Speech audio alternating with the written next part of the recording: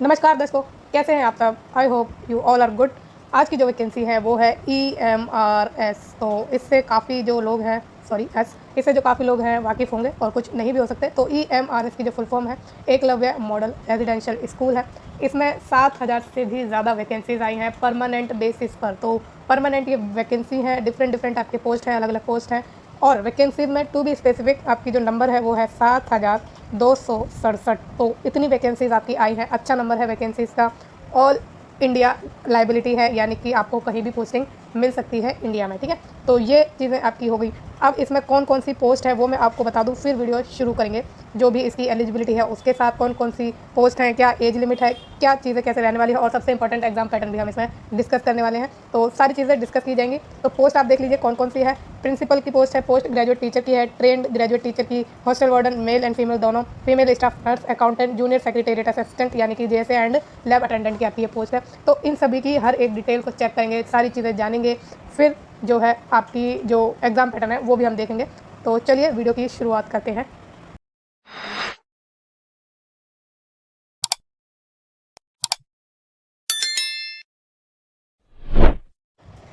तो ये है एक चीज़ इंपॉर्टेंट इसमें शुरू में बता दूं कि जो भी स्टाफ है EMRS का, जो भी आप भर्ती होंगे वो सब एलिजिबल होंगे स्पेशल पे एट 10% ऑफ द बेसिक पे। तो 10% भी आपको एक्स्ट्रा मिलेगा आपके बेसिक पे का। अच्छी सैलरी आपको ऑफर करने वाले हैं, ठीक है। ऑब्जेक्टिव वगैरह दे रखा है इसमें, अगर आपको नहीं पता है तो मैं बता ही दूँ कि EMRS जो है इस ऑब्जेक्टिव के साथ जो एस्टेब्लिश किए गए थे कि जो ST कैटेगरी है उनकी जो क्लास मतलब ST कैटेगरी को क्लास 6 से लेकर 7 तक क्वालिटी एजुकेशन दी जाए। और ये ब्लॉक लेवल पर जो है एस्टेब्लिश किए गए हैं as residential school and separate hostel for boys and girls, ठीक है। तो रेजिडेंशियल स्कूल के रूप में स्कूल है ब्लॉक लेवल पर, और बॉयज़ एंड गर्ल्स दोनों के लिए है। बाकी अकोमोडेशन दिया जाता है, स्टाफ को मैथ facility, playground and all other amenities दी जाती हैं। तो ये चीज़ें आपकी हैं, आपको पता चल गया होगा कि EMRS है क्या, ठीक है। अब आते हैं इंपॉर्टेंट डेट पर कि इसमें ऑनलाइन एप्लीकेशन फॉर्म कब तक भरे जाएंगे। तो 23 अक्टूबर तक आपको फॉर्म भरने का मौका दिया गया है। अच्छा खासा आपको टाइम दिया गया है, रात के 12 बजे तक आप फॉर्म भर सकते हैं।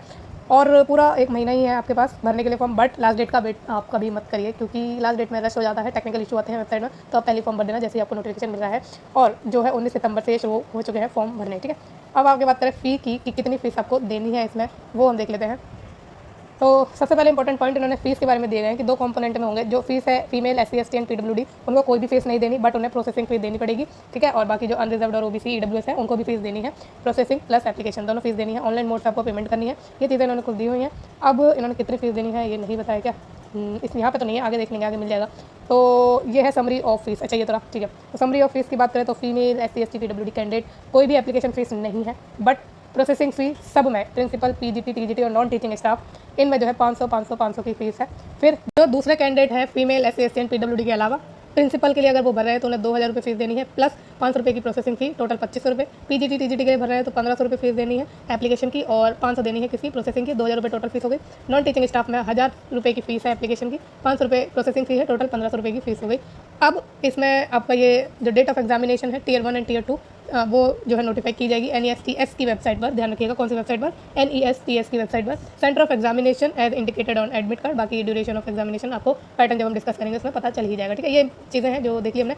इसकी हम अदर डिटेल इंपॉर्टेंट वाली उस पर चलते हैं सीधा बिना वक्त गवाए, ठीक है। तो आते हैं नंबर ऑफ वैकेंसीज पर कि किस पोस्ट के लिए कितनी वैकेंसी है।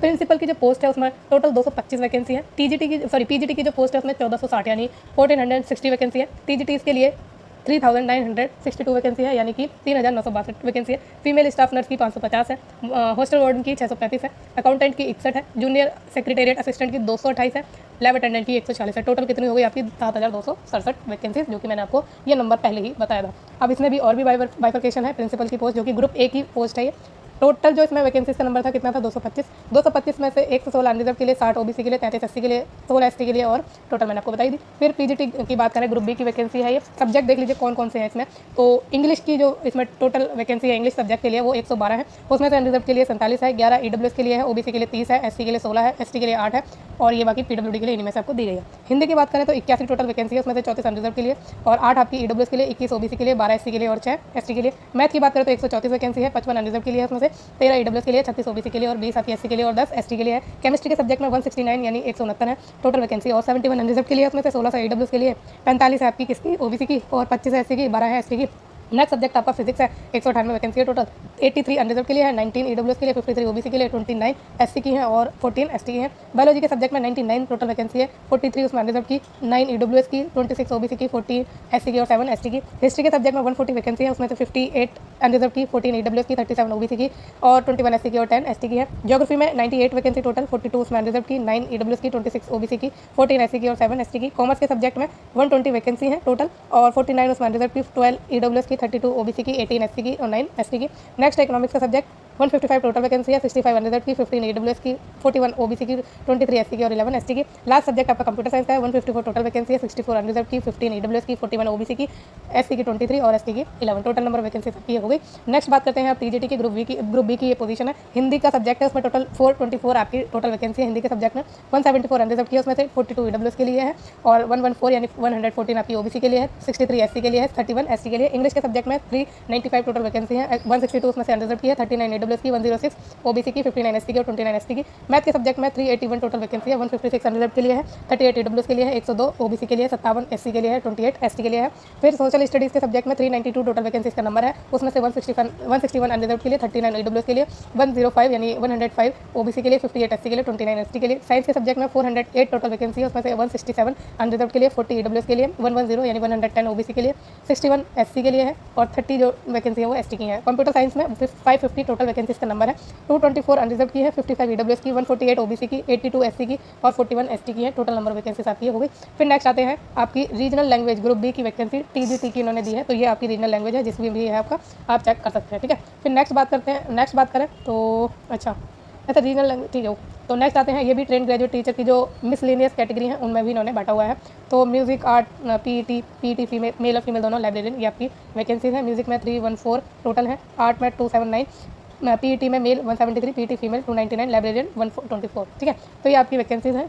आगे बात करते हैं नॉन टीचिंग पोस्ट की, इस पर आते हैं। हॉस्टल वार्डन मेल में 346 टोटल वैकेंसी है और हॉस्टल वार्डन फीमेल में 289 टोटल वैकेंसी है। अब इसमें जो आपकी मेल वाली है उसमें जो 346 है उसमें से 143 अनरिजर्व के लिए, 34 ईडब्ल्यूएस के लिए, 93 ओबीसी के लिए, 51 एससी के लिए, 25 एसटी के लिए। फीमेल में 289 में से 119 अनरिजर्व की, 28 ईडब्ल्यूएस की, 78 ओबीसी की, 43 एससी की, 21 एसटी की। फीमेल स्टाफ नर्स में 550 वैकेंसी है टोटल, अनरिजर्व की 224, ईडब्ल्यूएस की 55, 148 ओबीसी की, 82 एससी की, 41 एसटी की। अकाउंटेंट में 61 वैकेंसी, उसमें से 26 अनरिजर्व की, 6 ईडब्ल्यूएस की, 16 ओबीसी की, 9 एससी की और 4 एसटी की है। जूनियर सेक्रेटेरिएट असिस्टेंट में 228 टोटल वैकेंसी है, 94 अनरिजर्व की, ईडब्ल्यूएस की 22, 61 ओबीसी के लिए, 34 आपकी एससी की और एसटी की जो है आपकी एसटी की है 17, ठीक है। लैब अटेंडेंट पर आए तो 146 टोटल वैकेंसी है, उसमें से 64 अनरिजर्व की, 14 ईडब्ल्यूएस की, ओबीसी की 39, एससी की 21 और एसटी की 10 है। टोटल नंबर वैकेंसी आपका ये हो ही गया है 1620 का टोटल। अब आते हैं और आगे और अब जानेंगे इनकी क्वालिफिकेशन पोस्ट वाइज कि क्या क्या इसमें आपको क्वालिफिकेशन चाहिए अप्लाई करने के लिए। आई थिंक ये लास्ट में दिया है इन्होंने, वो चलते हैं सीधा। ओके, ये सारे अनेक्चर वगैरह है जो कि फॉर्मेट है आपके किसके, कास्ट सर्टिफिकेट वगैरह के, और जो भी आपका अगर पीडब्ल्यूडी कैटेगरी है तो उसका उन्होंने फॉर्मेट देते हैं, तो उसी फॉर्मेट में जो है आपके ये फॉर्म भी होने चाहिए, ज़रूर आप ध्यान रखिएगा, ठीक है। इस अपना कोई अलग से नहीं होता, जो दिया है उसी के अकॉर्डिंग आपका होना चाहिए। तो ये आपकी एज रिलैक्सेशन वगैरह है, 5 साल 8 साल जो भी आपको मिलता है। फिर ये क्वालिफिकेशन पर हम आ चुके हैं, तो देखते हैं क्या क्वालिफिकेशन है पोस्ट वाइज। चलते हैं इसके टॉप पर, किसके एलिजिबिलिटी के क्वालिफिकेशन वाली, तो आ जाए भाई। ओके, ये रही। तो चलिए प्रिंसिपल में जो एज लिमिट है वो देख लीजिए, 50 ईयर्स है। एज रिलैक्सेशन दिया गया है एज एप्लीकेबल, ठीक है। और up to 55 years for EMRS employ, तो जो ईएमआरएस के एम्प्लॉय हैं उनको 55 साल की एज मतलब एज तक वो भर सकते हैं फॉर्म, बाकी उन्हें भी एज रिलैक्सेशन दिया जाता है। प्रिंसिपल के लिए आपको क्या क्वालिफिकेशन चाहिए वो देख लीजिए, 1 2 3 उन्होंने दिया है, देखते हैं क्या है दोनों तीनों में। तो मास्टर डिग्री आपको चाहिए फ्रॉम रिकॉग्नाइज इंस्टीट्यूट, ठीक है, 50% मार्क्स के साथ। Bachelor degree in education BEd आपके पास होनी चाहिए फ्रॉम एनसीटीई रिकॉग्नाइज इंस्टीट्यूशन से, जिसमें आपके 50% मार्क्स हों, तो ये दोनों आपके पास होनी चाहिए। अगर ये नहीं है तो आपके पास 3 साल की integrated BEd MEd from NCTE recognise institution with at least 50% marks होना चाहिए, या फिर 5 साल की इंटीग्रेटेड ग्रेजुएशन डिग्री आपकी होनी चाहिए 50% मार्क्स के साथ, वो भी होनी चाहिए एनसीटीई रिकॉग्नाइज इंस्टीट्यूशन, और बीएड कंपोनेंट उसमें होनी चाहिए, ठीक है। एक्सपीरियंस इन्होंने दिया है, कितना मांगा है वो देख लीजिए। पर्सन होल्डिंग एनालोगस पोस्ट और post of principal in central state government autonomous organisation of central government in level 12, तो ये आपका एक्सपीरियंस उन्होंने मांगा है कि आप जो है एक एनालोगस पोस्ट जो है होल्ड करते हो प्रिंसिपल की जो कि किसी सेंट्रल स्टेट गवर्नमेंट या ऑटोनोमस ऑर्गेनाइजेशन में करते हो, स्टेट की हो चाहे सेंटर की हो,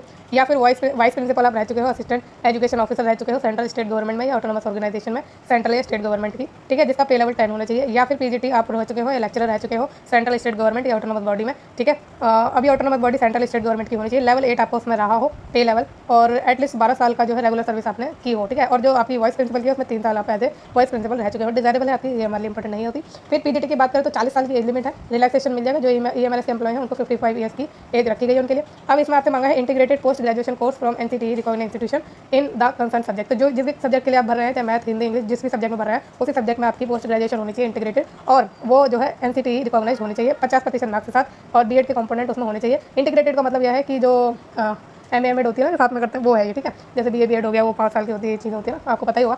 फिर नेक्स्ट बात करें, पोस्ट ग्रेजुएशन मास्टर डिग्री होनी चाहिए आपकी 50% मार्क्स के साथ। ये सिर्फ पोस्ट ग्रेजुएशन जो कि 2 साल की होती है वो कह रहे हैं, और सब्जेक्ट कंसर्न सब्जेक्ट में ही होनी चाहिए, साथ में बीएड की डिग्री आपकी होनी चाहिए, एनसीटीई रिकॉग्नाइज होनी चाहिए 50% मार्क्स के साथ, ठीक है। तो इंटीग्रेटेड अगर आपकी है पोस्ट ग्रेजुएशन की डिग्री, तो आपको उसमें अलग से कोई बीएड की जरूरत नहीं है, क्योंकि एम एड वो होता है।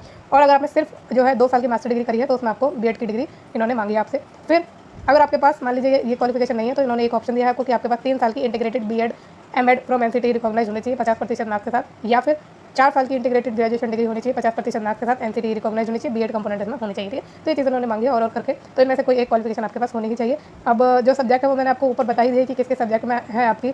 बाकी जो अगर कोई इक्वलेंट सब्जेक्ट है वो हम देख लेते हैं, अगर जैसे कि आपने किसी इक्वलेंट सब्जेक्ट में भी करी है, वो अगर इन्होंने दिया है तो वो भी हम देख लेते हैं, ठीक है। तो फिजिक्स और any specialisation in physics provided the candidate has study physics at the graduation level. तो पीजीटी के लिए अगर मास्टर आपने करी है फिजिक्स में या फिजिक्स की किसी स्पेशलाइजेशन में, और उसी के साथ आपकी जो ग्रेजुएशन लेवल पर आपने जो डिग्री करी है उसमें आपकी फिजिक्स जो है आपने पढ़ी हो, ठीक। अब अच्छे से आप समझ लीजिए कि कह रहा है कि मान लीजिए आपने मास्टर में फिजिक्स की किसी जो स्पेशलाइजेशन है उसमें मास्टर डिग्री करी है, ठीक है, और उसी के साथ आपने ग्रेजुएशन लेवल पर भी जो है फिजिक्स जो है पढ़ा हो, ठीक है, एज ए सब्जेक्ट, तो इसमें आप अप्लाई कर सकते हैं। क्योंकि किसी ने फिजिक्स में नहीं, फिजिक्स की किसी ब्रांच में की होती है मास्टर डिग्री, तो उस केस में ये बात हो रही है, इक्वलेंट वाला ही केस है, ठीक है। ऐसे ही केमिस्ट्री में भी सेम बात ही कह रहे हैं कि केमिस्ट्री के किसी स्पेशलाइजेशन में अगर आपने अपनी एमए करी है और उसी के साथ आपका जो है ग्रेजुएशन लेवल पर केमिस्ट्री एक सब्जेक्ट होना ज़रूरी है, ये इक्वलेंट का केस है। अगर आपने केमिस्ट्री में करी है तो कोई दिक्कत है नहीं, बट केमिस्ट्री की किसी स्पेशलाइजेशन में करी है तो उस केस में आपने जो है ग्रेजुएशन लेवल पर केमिस्ट्री भी पढ़ी हो एक सब्जेक्ट के रूप में, ठीक है। फिर मैथ में भी यही चीज़ें उन्होंने बोली है, इकोनॉमिक्स में भी और बायोलॉजी में भी। अच्छा, बायोलॉजी में इन्होंने थोड़ा दिया है कि बायोलॉजी में इक्वलेंट है जूलॉजी, बॉटनी या any specialisation in zoology, botany, और provided the candidate has studied biology, zoology, botany at graduation level. तो सबके केस में वही है, हिस्ट्री वाले में, ज्योग्राफी में भी यही है, और कॉमर्स में भी आपका यही है। अकाउंटेंसी वगैरह में करी है तो आपने जो अपने ग्रेजुएशन लेवल पर कॉमर्स पढ़ा हो, ठीक है, और ये चीज़ आपकी इंपॉर्टेंट है, ओके। तो अकाउंटेंसी और बिजनेस स्टडी आपने ग्रेजुएशन लेवल पर पढ़ी हो अगर आपने कॉमर्स में अपनी पीजी की है या इसकी किसी स्पेशलाइजेशन में। Holders of degree of MCom in economics shall not eligible. तो जो डिग्री जिन्होंने की है एमकॉम में इकोनॉमिक स्पेशलाइजेशन है वो इसमें एलिजिबल नहीं है अप्लाई करने के लिए। आगे बात करते हैं तो डिजायरेबल वगैरह की हम इतना डिस्कस नहीं करने वाले। कंप्यूटर साइंस पर आए तो 40 साल एज लिमिट है, रिलैक्सेशन मिल जाएगा 55 ईयर्स उनके लिए है जो ईएमआरएस एम्प्लॉय है। तो इसमें आपसे मांगा है एमएससी कंप्यूटर साइंस या आईटी में, एमसीए मांगा है, एमई मांगा है या एमटेक मांगा है कंप्यूटर साइंस या आईटी में, रिकॉग्नाइज होना चाहिए आपका और 50% मार्क्स के साथ होना चाहिए। It is clarified that for promotion in future BEd will be required. तो अगर प्रमोशन आपको चाहिए तो बीएड आपको इसमें करनी है, ठीक है। तो ये चीज़ उन्होंने मांगी है। अब आगे बात करें तो टीजीटी की उन्होंने दिया 35 साल एज लिमिट है, रिलैक्सेशन मिल जाएगी, 50 ईयर्स ईएमआरएस एम्प्लॉय के लिए है। तो 4 साल की इंटीग्रेटेड ग्रेजुएशन डिग्री कोर्स आपके पास होना चाहिए, एनसीटी रिकॉग्नाइज होना चाहिए 50% मार्क्स के साथ आपके जो सब्जेक्ट है in all subject individually as well as in the aggregate. तो सभी सब्जेक्ट में भी आपके 50% होने चाहिए और टोटल जो ओवरऑल परसेंटेज होती है उसमें भी 50% मार्क्स आपके होने चाहिए मिनिमम। अगर आपके पास ये क्वालिफिकेशन नहीं है तो उन्होंने एक ऑप्शन दिया है कि बैचलर या ऑनर्स डिग्री आपके पास हो रिकॉग्नाइज इंस्टीट्यूट द्वारा, 50% मार्क्स आपके होने चाहिए वही सब्जेक्ट सभी सब्जेक्ट में, या सभी सब्जेक्ट प्लस ओवरऑल परसेंटेज। और या फिर एक और ऑप्शन दिया है इन्होंने कि पोस्ट ग्रेजुएशन करियो आपने अपने कंसर्न सब्जेक्ट में, एनी स्पेशलाइजेशन, ठीक है, किसी स्पेशलाइजेशन में की हो उसमें आपके 50% मार्क्स होने चाहिए, या इक्वलेंट ग्रेड होना चाहिए, provided that candidate has studied the subject mentioned in the note below at the graduation level and 3 years integrated B.Ed M.Ed from NCTE recognized institution with at least 50% marks, ठीक है। तो ये आपकी qualification हो गई। अब आगे बात करें तो इसमें बैचलर डिग्री इन एजुकेशन का बात किया है जो उन्होंने मांग, तो ये भी आपकी कंपलसरी है कि आपने बीएड करी हो, बीएड डिग्री आपकी होनी चाहिए रिकॉग्नाइज इंस्टीट्यूट द्वारा जो एनसीटी मतलब NCTE रिकॉग्नाइज होनी चाहिए 50% मार्क्स के साथ, या फिर आपने BEd एमएड करी हो इंटीग्रेटेड, NCTE रिकॉग्नाइज होनी चाहिए 50% मार्क्स के साथ, ठीक है। तो ये चीज़ हो गई। फिर सीटेट भी इन्होंने कंपलसरीली मांगा है, आपने जो है पेपर 2 क्लियर किया हुआ हो। CTET certificate issued on or before the cut off date is essential. तो जो कट ऑफ डेट है, जो लास्ट डेट है, उससे पहले आपका जो है सीटेट का सर्टिफिकेट इशू हो जाना चाहिए। ये चीज़ आपके लिए थोड़ी इंपॉर्टेंट थी। और for 4 year integrated graduation degree course with BEd component is not necessary, however at least 50% marks in all subject individually and also in aggregate is mandatory, ठीक है। तो BEd को जिन्होंने इंटीग्रेटेड करी है तो उनके लिए BEd जो है नेसेसरी नहीं है, और बी इज़ नॉट नेसेसरी, अच्छा ठीक है सॉरी, हाँ वही BEd नेसेसरी नहीं है।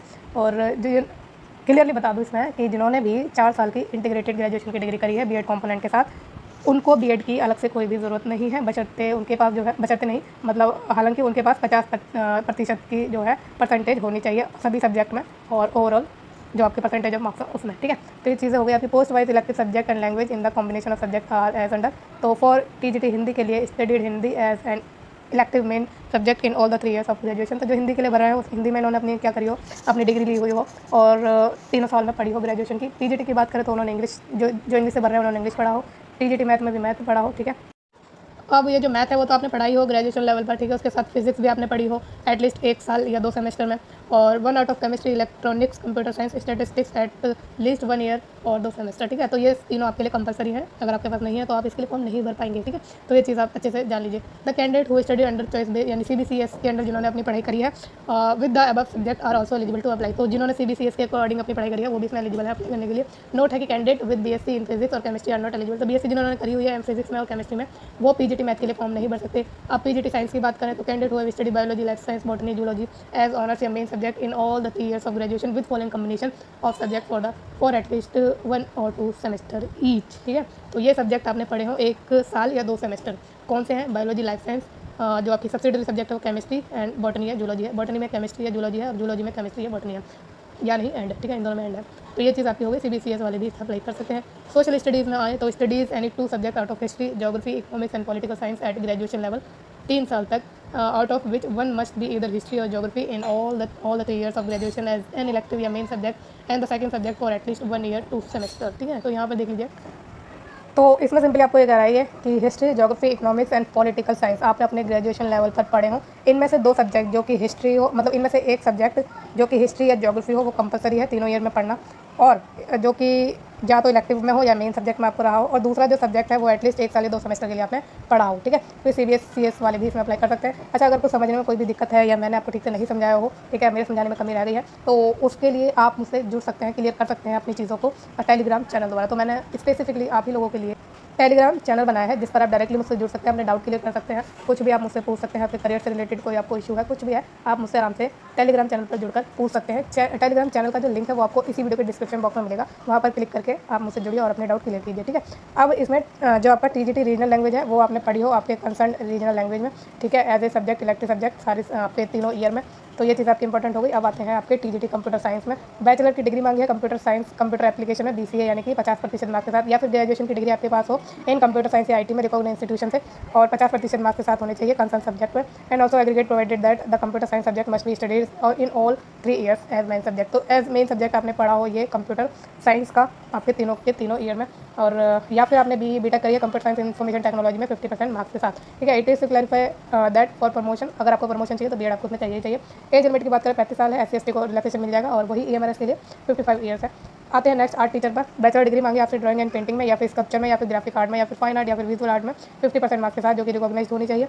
और क्या मांगा इन्होंने कि प्रोवाइडेड यानी एक शर्त इन्होंने रखी है, candidate should have study drawing and painting as main subject सारे 3 ईयर में आपने ड्राइंग और पेंटिंग जो है मेन सब्जेक्ट के रूप में पढ़ी हो। तो ये आपसे इन्होंने मांगा है। अब 35 साल की एज लिमिट है, रिलैक्सेशन मिल जाएगा, 55 है EMRS एम्प्लॉइज़ के लिए। म्यूजिक टीचर में बैचलर डिग्री मांगी है म्यूजिक में, परफॉर्मिंग आर्ट में, रिकॉग्नाइज होनी चाहिए, 50% मार्क्स होने चाहिए, 35 साल एज लिमिट है, SC/ST को रिलैक्सेशन मिल जाएगा। और ठीक है, इसमें भी वही है कि म्यूजिक आपने पढ़ा हो 3 सालों में।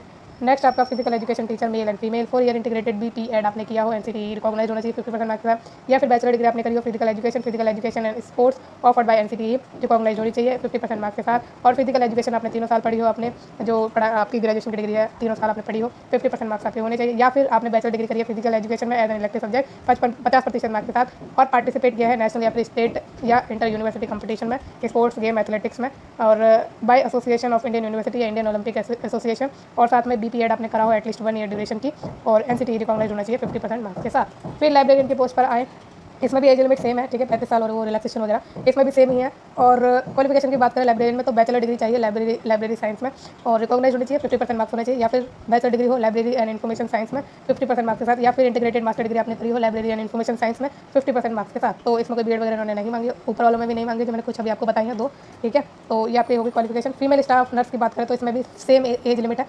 और क्वालिफिकेशन की बात करें तो बीएससी ऑनर्स आपसे मांगा है नर्सिंग में, ठीक है, रिकॉग्नाइज यूनिवर्सिटी इंस्टीट्यूशन से, या फिर रेगुलर कोर्स आपका होना चाहिए बीएससी नर्सिंग में रिकॉग्नाइज यूनिवर्सिटी इंस्टीट्यूशन से, या फिर पोस्ट बेसिक बीएससी नर्सिंग आपने करी हो रिकॉग्नाइज यूनिवर्सिटी इंस्टीट्यूशन से।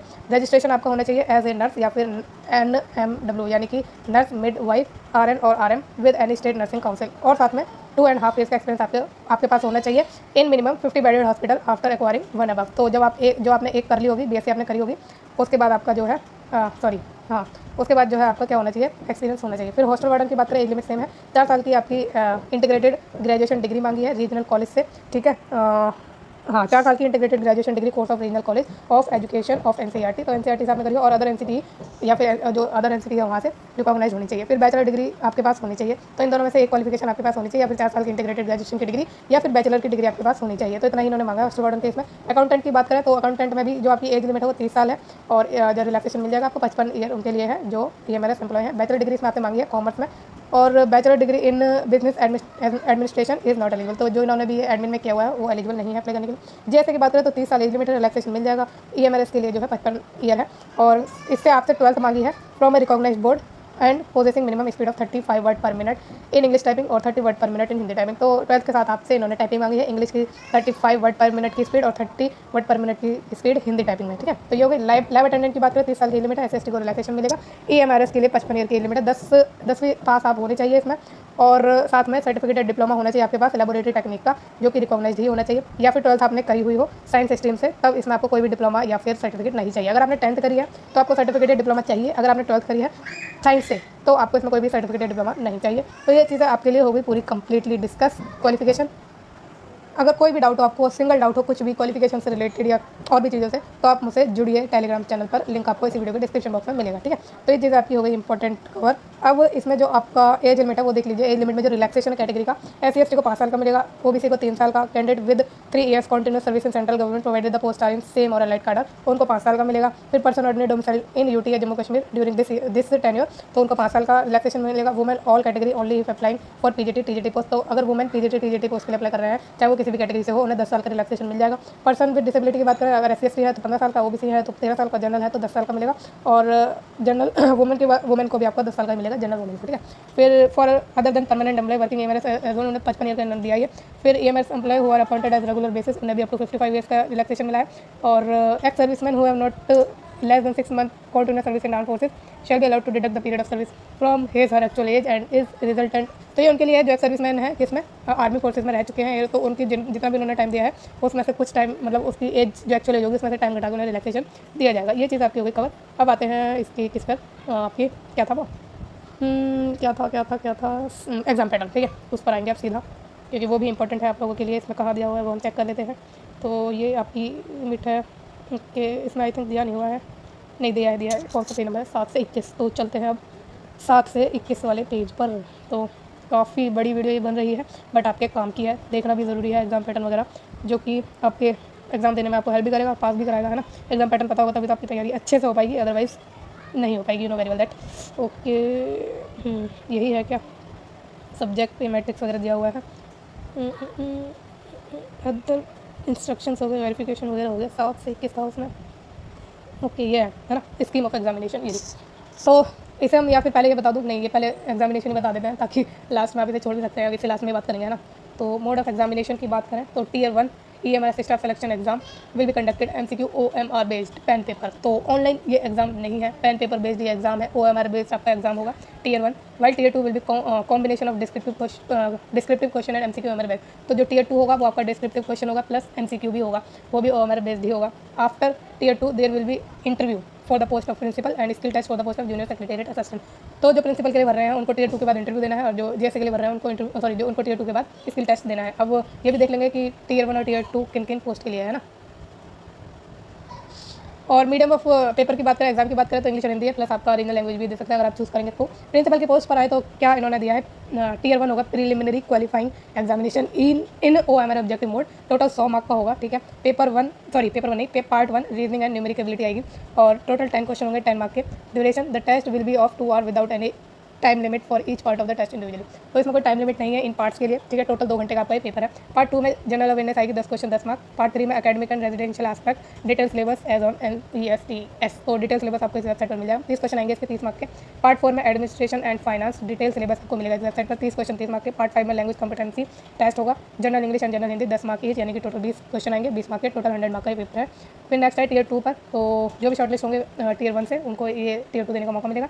एकेडमिक एंड रेजिडेंशियल एस्पेक्ट, और जो दूसरा इसमें कंपोनेंट है वो administration and finance detail syllabus जो अपलोड किया गया है इस वेबसाइट पर। 40 क्वेश्चन होंगे आपके, टोटल 15 क्या है ये डिस्क्रिप्टिव होंगे उसमें, ठीक है।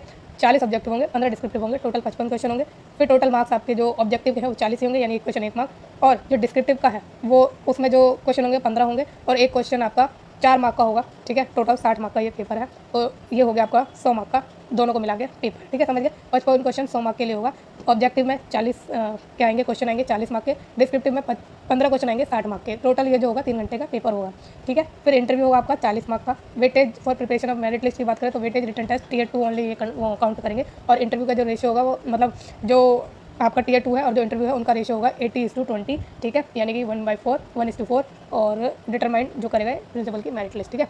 तो ये हो गया, है ना। अब आते हैं PGT पर। इसमें टियर 1 होगा, इसमें पार्ट 1 में जनरल अवेयरनेस आएगी 10 क्वेश्चन 10 मार्क, और वही आपका जो ये 2.5 घंटे का पेपर है, ठीक है, और कोई भी लिमिट इन्होंने नहीं रखी है पार्ट में।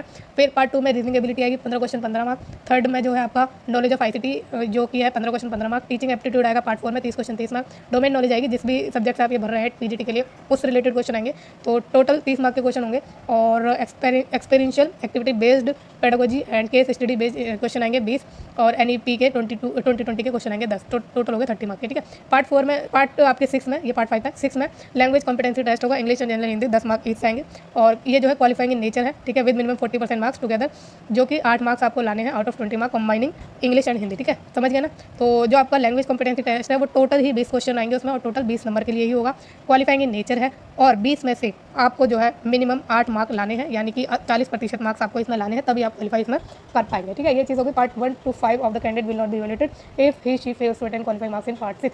तो ये इंपॉर्टेंट है कि अगर आप पार्ट 6 में फेल हो गए, क्वालिफाइंग मार्क नहीं ले पाए, तो आपके जो अदर पार्ट है उनको इवैल्यूएट ही नहीं किया जाएगा, ठीक है, इंपॉर्टेंट है चीज़। फिर टियर 2 की बात करें, only for candidate who will be shortlisted in the ratio 1:1, एक वैकेंसी के लिए 10 बच्चे बुलाए जाएंगे, ठीक है। तो सब्जेक्ट नॉलेज एग्जामिनेशन आपका होगा नेक्स्ट में, तो ठीक है। टियर 2 में आपका सब्जेक्ट का ही पेपर लेंगे, टोटल सब्जेक्ट स्पेसिफिक क्वेश्चन होंगे, और उसका सिलेबस आपको इस वेबसाइट पर ही मिलेगा। 40 क्वेश्चन पूछे जाएंगे 40 मार्क के, और जो आपका डिस्क्रिप्टिव पेपर है उसमें 15 क्वेश्चन पूछे जाएंगे 60 मार्क के। तो ऑब्जेक्टिव में एक क्वेश्चन 1 मार्क का ही है, डिस्क्रिप्टिव में एक क्वेश्चन 4 मार्क का है, टोटल 55 क्वेश्चन आएंगे और 100 मार्क के होंगे। 3 घंटे का ये पेपर होगा।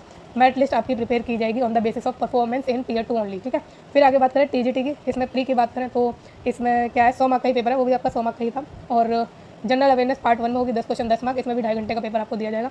फिर पार्ट 2 में reasoning ability 15 question 15 mark. Part 3 में knowledge of ICT 15 question 15 mark. Teaching aptitude part 4 में 30 क्वेश्चन 30 मार्क। डोमेन नॉलेज पूछी जाएगी, जो कि पेडागोजी बेस्ड क्वेश्चन पूछे जाएंगे, स्टडी बेस्ड क्वेश्चन पूछे जाएंगे। NEP के 20 क्वेश्चन पूछे जाएंगे, तो जो आपके पेडागोजी रिलेटेड क्वेश्चन होंगे 20 होंगे, और जो NEP के क्वेश्चन होंगे 10 होंगे, टोटल 30 मार्क का ये पेपर आपका होगा, मतलब पार्ट 5 होगा। पार्ट 6 में वही नॉलेज मतलब आपकी लैंग्वेज का टेस्ट होगा, इंग्लिश एंड हिंदी, 40% मार्क्स लाने हैं आपको, यानी कि टोटल 30 में से 12 मार्क आपको लाने ही लाने हैं, और रीजनल लैंग्वेज भी इसमें आपसे पूछेंगे, है ना। तो ये आपकी होगी। फिर अगर आपका जो पार्ट 1 से पार्ट 5 तभी आपका इवैल्यूएट होगा जब आप पार्ट 6 जो है क्वालिफाई कर जाएंगे। 30 क्वेश्चन होंगे इसके 30 मार्क के ही, ठीक है। फिर ये हो गया आपके for all subject TGT part 1 to part 4 will be common, तो ये जो कॉमन रहने वाले हैं पार्ट 1 to पार्ट 4, और पार्ट 5 विल भी सब्जेक्ट स्पेसिफिक होगा। पार्ट 6 जो है जो आप ऑप्ट करेंगे लैंग्वेज रीजनल लैंग्वेज उससे रिलेटेड होगा, इंग्लिश और हिंदी तो हो गई होगा ना।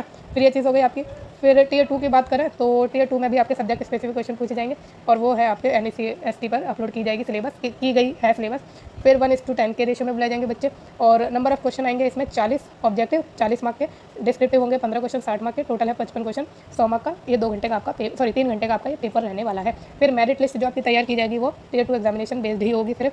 अब हॉस्टल वार्डन की बात करें मेल और फीमेल दोनों के लिए, पार्ट 1 में जनरल अवेयरनेस आएगी 10 क्वेश्चन 10 मार्क, रीजनिंग एबिलिटी आएगी 15 क्वेश्चन 15 मार्क, आईसीटी नॉलेज के क्वेश्चन पूछे जाएंगे 15 question 15 mark, quantitative aptitude 30 question 30 mark, language का टेस्ट होगा आपका और हिंदी एंड रीजनल लैंग्वेज का टेस्ट होगा 10 मार्क होगा इस सब्जेक्ट, मतलब एक हर एक सब्जेक्ट के 30 क्वेश्चन होंगे 30 मार्क के, है ना। 2 घंटे का आपका एक पेपर है। फिर ये आपकी रीजनल लैंग्वेज है, इसमें से आपको चूज़ करनी है अपना फॉर्म भरते वक्त ही। ये हो गई आपकी डिटेल। हॉस्टल वार्डन के लिए टियर 2 में आपके सब्जेक्ट रिलेटेड क्वेश्चन पूछे जाएंगे, सेम पैटर्न है, 40 क्वेश्चन होंगे 40 मार्क के, ऑब्जेक्टिव 15 क्वेश्चन होंगे 60 मार्क के और 55 क्वेश्चन आएंगे टोटल इसको मिला के और 100 मार्क के होंगे। 3 घंटे का आपका पेपर रहने वाला है। फिर मेरिट लिस्ट भी आपकी टियर 2 के बेस पर तैयार की जाएगी। अकाउंटेंट की बात करें तो टियर 1 है और ओ मेरे बेस क्वेश्चन मैंने बताई दिया 100 मार्क का पेपर है आपका, है ना। फिर नेक्स्ट बात करें तो जनरल अवेयरनेस आएगी 10 question 10 mark, reasoning ability 20 question 20 mark, knowledge of ICT 20 question 20 mark, quantitative aptitude 30 question 30 mark और लैंग्वेज का टेस्ट होगा इंग्लिश एंड हिंदी और जो कि 10 मार्क का होगा हर एक लैंग्वेज का। तो टोटल 20 क्वेश्चन होंगे 20 मार्क के, 100 क्वेश्चन होंगे 100 मार्क के। 2 घंटे का पेपर है आपका। फिर टियर 2 की बात करें तो सब्जेक्ट स्पेसिफिक क्वेश्चन पूछे जाएंगे, 40 क्वेश्चन होंगे 40 मार्क के, ऑब्जेक्टिव 15 क्वेश्चन होंगे 60 मार्क के, डिस्क्रिप्टिव टोटल है 55 क्वेश्चन 100 मार्क के। 3 घंटे का पेपर है। मेरिट लिस्ट टियर 2 के बेस पर की जाएगी। स्टाफ नर्स की बात करें फीमेल की तो इसमें भी आपके जनरल अवेयरनेस है 10 question 10 mark, reasoning ability 15 question 15 mark, ICT के नॉलेज के क्वेश्चन 15 क्वेश्चन 15 मार्क, एप्टीट्यूड के क्वेश्चन 30 क्वेश्चन 30 मार्क के और लैंग्वेज का टेस्ट होगा 30 क्वेश्चन 30 मार्क के, हिंदी प्लस रीजनल लैंग्वेज का होगा 10 मार्क्स ईच सब्जेक्ट, इंग्लिश और हिंदी और रीजनल लैंग्वेज, ठीक है। तो 30 क्वेश्चन 30 मार्क होंगे, 100 क्वेश्चन 100 मार्क। 2 घंटे का पेपर है आपका ये। फिर नेक्स्ट टियर 2 की बात करें तो इसमें सब्जेक्ट नॉलेज एग्जामिनेशन है। आपके सब्जेक्ट के क्वेश्चन होंगे 40 सब्जेक्टिव 40 मार्क के, 15 डिस्क्रिप्टिव 60 मार्क के, 55 नंबर का टोटल पेपर है टियर 2 100 मार्क का रहने वाला है। फिर 3 घंटे दिए जाएंगे इसमें आपको। मेरिट लिस्ट आपके टियर 2 एग्जामिनेशन के बेस पर ही होगी सिर्फ। फिर लास्ट जो आपकी पोस्ट है जूनियर सेक्रेटेरिएट असिस्टेंट, इसमें टियर 1 होगा और पार्ट 1 में रीजनिंग होगी 25 question 25 mark, quantitative aptitude part 2 है 25 question 25 mark, general awareness part 3 है 20 question 20 mark, basic knowledge computer operation का जिसमें 10 क्वेश्चन 10 मार्क होंगे पार्ट 4 है, लैंग्वेज कॉम्पिटेंसी टेस्ट होगा जनरल हिंदी और इंग्लिश, ठीक है। 10 क्वेश्चन होंगे दोनों के, 10 मार्क के होंगे। ये आपका पार्ट 5 एंड 6 है, ठीक है। पार्ट 5 में इंग्लिश है, पार्ट 6 में आपका हिंदी है। टोटल 100 क्वेश्चन 100 मार्क, 2 घंटे का पेपर। और फिर टियर 2 होगा आपका 1:10 के रेशियो में बुलाए जाएंगे। सब्जेक्ट स्पेसिफिक क्वेश्चन होंगे 40 डिस्क्रिप्टिव 40 मार्क के 40 ऑब्जेक्टिव 40 मार्क के, 50 डिस्क्रिप्टिव 60 मार्क के, टोटल 55 क्वेश्चन 100 मार्क के। 3 घंटे का ये आपका पेपर है। टाइपिंग टेस्ट होगा फिर आपका टियर 2 के बाद 50 मार्क का होगा ये, ठीक।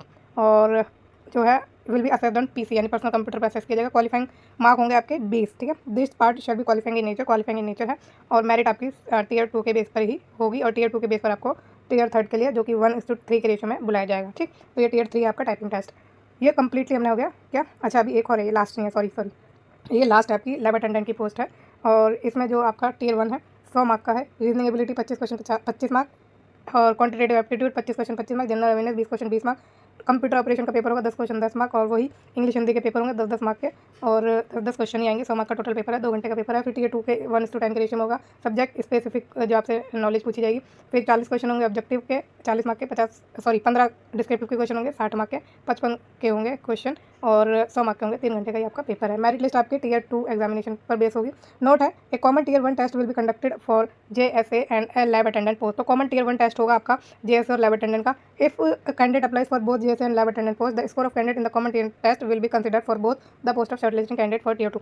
तो टियर 1 में ही जो टियर 1 आप दोगे, ठीक है, मतलब एक ही साथ ही पेपर ले सकते हैं। JSA एंड लैब अटेंडेंट का टियर 1 जो होगा वो एक ही होगा और दोनों ने अगर आपने दोनों पोस्ट के लिए भरा है तो उसी के बेस पर आपको दोनों पोस्ट के लिए असेस किया जाएगा। सिमिलरली जो कॉमन टियर 1 है test will be conducted for hostel warden female and male दोनों के लिए और आपका उसी के बेस पर क्या होगा पेपर होने वाला है। कॉमन ही पेपर होने वाला है दोनों का। फिर मार्किंग स्कीम क्या है, 1 मार्क का होगा जैसा कि आपको पता ही चल गया। 1/3 की नेगेटिव मार्किंग है, ध्यान रखिएगा 1/3 की नेगेटिव मार्किंग है। अच्छी खासी नेगेटिव मार्किंग इन्होंने रखी है तो इन चीज़ों का आप ध्यान जरूर रखिएगा, है ना। वो हमारी शीट वगैरह आपको भरनी आती होगी, ये सारी डिटेल अब हो चुकी है कवर और रब वर्क के लिए आपको सारी चीज़ें दी जाएंगी। हमने देख लिया एलिजिबिलिटी क्राइटेरिया, है ना। फिर इसके ऊपर आपका क्या था, पे स्केल था। पे स्केल आप देख सकते हैं और अगर कुछ भी अगर आपको सिलेबस में समझ ना आया हो या मैंने नहीं समझाया ढंग से तो उसके लिए आप मुझसे मेरे जो टेलीग्राम चैनल है उस पर जो भी क्वेश्चन आपके मन में है वो आप मुझसे पूछ सकते हैं, ठीक है। तो ये आपका आ गया पे लेवल। प्रिंसिपल का जो पे लेवल है पे लेवल 12 है और PGT के लिए जो आपका पे लेवल है 8 है, TGT के लिए 7 है। फिर आपका लाइब्रेरियन के लिए भी 7 है। Art music physical education teacher mail and female के लिए 6 है, फीमेल स्टाफ नर्स के लिए 5 है, हॉस्टल वार्डन के लिए 5 है, अकाउंटेंट के लिए 6 है, JSA के लिए 2 है, लैब अटेंडेंट के लिए 1 है। तो सारी वैकेंसीज हमने कवर कर ली है, उसकी कंप्लीट डिटेल हमने देख ली है। इवन हमने जो है वैकेंसीज़ की डिटेल भी अच्छे से देखी है। अगर आपको कहीं भी डाउट है तो आप मुझसे कमेंट सेक्शन में पूछिए, कुछ भी आपको दिक्कत हो रही है तो आप मुझसे चैनल पर जुड़िए, ठीक है। और ऐसी और भी वीडियोज़ के लिए चैनल को सब्सक्राइब जरूर करिए ताकि आपकी कोई भी वैकेंसी कोई भी जॉब की अपडेट मिस ना हो। और अगर वीडियो पसंद आई तो लाइक ज़रूर करना। Thank you so much.